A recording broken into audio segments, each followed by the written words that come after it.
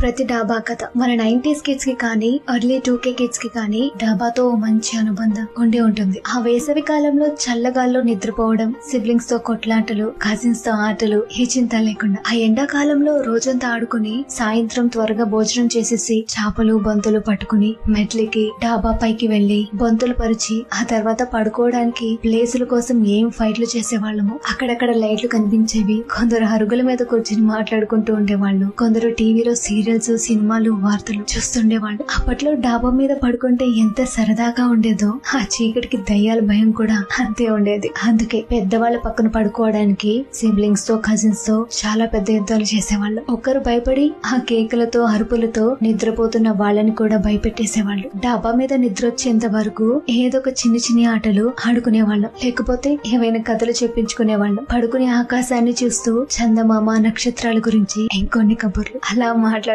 కబుర్లు చెప్పుకుంటూ ఎప్పటికో నిద్రలోకి జారిపోయేవాళ్ళం. ఇంకా మధ్యరాత్రిలో కానీ సడన్ గా వర్షం గాని పడితే ఆ దుప్పట్లు చేపలు మొత్తం పట్టుకుని కిందకి దిగిపోయేవాళ్ళం. ఇంకా ఆ వర్షం కూడా ఏమీ రాకపోతే హాయిగా ఏ టెన్షన్ లేకుండా నిద్రపోయి పొద్దున్నే కళ్ళు తెరిచేసరికి పెద్దవాళ్ళు వెళ్లి పనులు చేసుకుంటే మనం మాత్రం ఎవరి మీద కాలు వేసామో తెలీదు. విచిత్ర పొజిషన్స్ లో ఉండేవాళ్ళం తెల్లవారేసరికి. అయినా ఇప్పుడు ఆ రోజులు ఎక్కడున్నాయండి? ఎంతైనా ఆ రోజులు మళ్ళీ మళ్ళీ రావు. ఏమంటారు?